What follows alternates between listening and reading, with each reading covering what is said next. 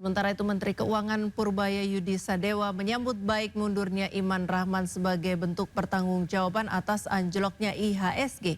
Terlebih Iman dipandang tidak menindaklanjuti masukan atau pertanyaan dari MSCI sehingga IHSG mengalami koreksi yang dalam. Saya pikir sih positif sebagai bentuk tanggung jawab dia terhadap masalah yang timbul di bursa kemarin, karena dia kan tidak memfollow up masukan atau pertanyaan dari MSCI. Itu kesalahan yang fatal di situ sehingga kita mengalami koreksi yang dalam kemarin.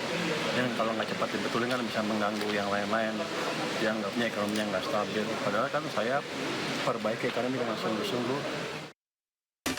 Fenomena lubang raksasa di Kabupaten Aceh tengah terus melebar dan mengancam Menara Sutet yang berjarak beberapa puluh meter dari bibir lubang. Kondisi ini berpotensi mengganggu penyaluran listrik antar wilayah.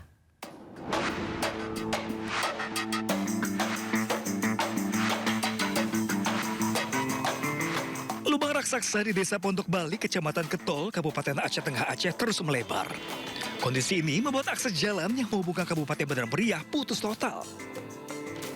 Lubang raksasa dilaporkan semakin membesar sejak Selasa kemarin. Badan jalan di lokasi habis tergerus disertai longsoran tanah dengan kedalaman hampir 200 meter. Tak hanya infrastruktur jalan, perkebunan cabai milik warga di sekitar lokasi juga ikut terdampak. Sejumlah lahan pertanian ambles dan rusak akibat pergerakan tanah yang terus terjadi, terutama saat hujan ringan hingga sedang. Yang paling mengkhawatirkan, Menara Sutet yang berjarak sekitar 20 meter dari bibir lubang kini berada dalam ancaman. Jika longsoran meluas, kondisi ini berpotensi membuat Menara Sutet terperosok dan merusak jaringan transmisi listrik ke sejumlah wilayah. Petugas PLN pun mendirikan posko dan bersiaga untuk memantau perkembangan pergerakan tanah serta kondisi Menara Sutet. PLN juga berencana memasang tiang listrik di lokasi alternatif guna mengantisipasi meluasnya lubang raksasa yang mengancam keberadaan tiang listrik dan Menara Sutet di kawasan tersebut. PLN sudah mengupayakan tiang emergensi ya, terutama tiang-tiang yang nanti kita akan dirikan di sudut sana. Mudah-mudahan banyak kita sudah jumpa titik koordinat di sana, dan untuk saat ini material yang untuk tiang emergensinya sudah tersedia, dan bahkan mungkin beberapa jam lagi dari Bigon sana juga menyusul tiang-tiang selanjutnya untuk kesiapan kita supaya jangan ada nanti pemadaman ataupun pemutusan jaringan listrik. Hingga kini, warga di sekitar lokasi diimbau untuk menjaga area longsoran demi menghindari risiko yang lebih besar. Dari Kabupaten Aceh Tengah Aceh, Yusradi, iNews melaporkan. Ketua Dewan Komisioner Otoritas Jasa Keuangan Mahendra Siregar dan ADK OJK Pengawas Pasar Modal Inarno Jayadi mundur hari ini. Mahendra menyatakan mundurnya dirinya dan Inarno dari jabatan mereka merupakan bentuk tanggung jawab moral untuk mendukung terciptanya langkah pemulihan yang diperlukan. OJK menegaskan pengunduran diri ini tidak berpengaruh terhadap pelaksanaan tugas, fungsi dan kewenangan OJK dalam mengatur, mengawasi serta menjaga stabilitas sektor jasa keuangan secara nasional.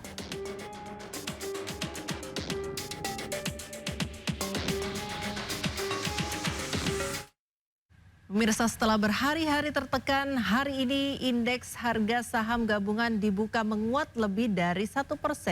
Meski menguat, namun Dirut Bursa Efek Indonesia mundur dari jabatannya.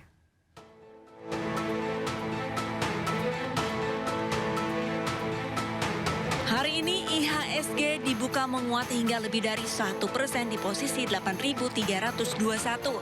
Tak hanya itu, mayoritas saham mencatatkan penguatan.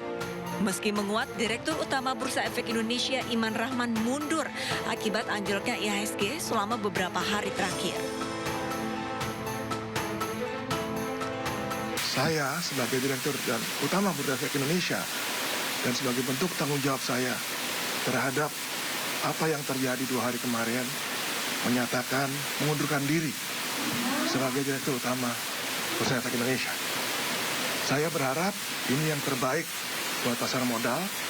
Semoga dengan pengunduran diri saya ini pasar modal kita jadi lebih baik.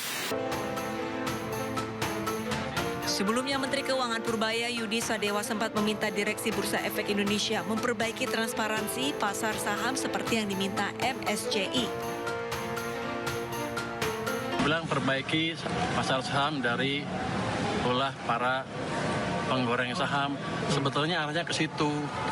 Cuman kemarin mereka geraknya agak pelan atau mungkin masih dalam plan mereka. Seharusnya sih saya udah cek dengan Gubernur Bank Ketua OJK tadi, dia clear akan membereskan semua yang disebutkan di MSCI tadi. Kemarin IHSG dibuka ambruk hingga 8% ke level 7.654. Perdagangan pun sempat dihentikan hingga 2 kali untuk menjaga harga pasar.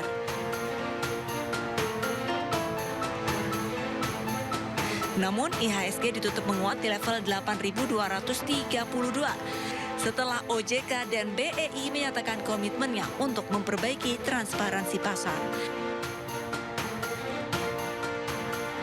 Tim Liputan iNews melaporkan. Sementara itu, Menko Perekonomian Erlangga Hartarto menegaskan Presiden Prabowo Subianto terus memantau kondisi pasar saham.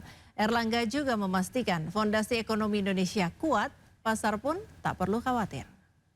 Kami memonitor atas arahan Bapak Presiden, dan Bapak Presiden sudah memonitor terkait perkembangan pasar modal akibat daripada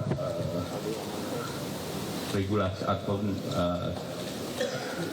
apa yang dilakukan oleh MSCI dan juga dilakukan oleh rating yang lain seperti UBS dan Goldman Sachs. Dan perlu kami tegaskan bahwa fundamental Indonesia dan secara ekonomi tetap kokoh dan koordinasi antara fiskal moneter berjalan dengan baik. Dan kemarin kita lihat IHSG sudah rebound dan hari ini pagi ini masuk di dalam jalur hijau. Pemirsa, Yahya Khalil Stakuf atau Gus Yahya kembali memimpin PBNU setelah keputusan pemberhentiannya dicabut. Sebelumnya Gus Yahya sempat dipecat Syuriah PBNU. Rais Aam PBNU mencabut keputusan pemberhentian Yahya Khalil Stakuf sebagai Ketua Umum PBNU. Keputusan ini sekaligus memulihkan status Gus Yahya sebagai pemimpin ormas Islam terbesar di Indonesia. Keputusan dibacakan Rais Aam PBNU Miftahul Akhyar dalam rapat pleno PBNU. Perdamaian antara Miftahul Akhyar dengan Gus Yahya tercapai setelah keduanya menggelar dialog dan permintaan maaf Gus Yahya diterima oleh Miftahul Akhyar. Demi keutuhan organisasi ulama dan kemaslahatan yang lebih besar, rapat pleno saat ini meninjau kembali menasah sanksi pemberhentian Kiai Yahya Stakuf yang telah ditetapkan dalam rapat pleno tanggal 9 Desember 2025 dan memulihkan posisi Kiai Yahya Khalil Stakuf sebagai Ketua Umum PBNU. 4. Memulihkan komposisi kepengurusan sebagaimana hasil muktamar ke-34 sebagaimana telah diperbarui dalam surat keputusan pergantian antar waktu tahun 2024.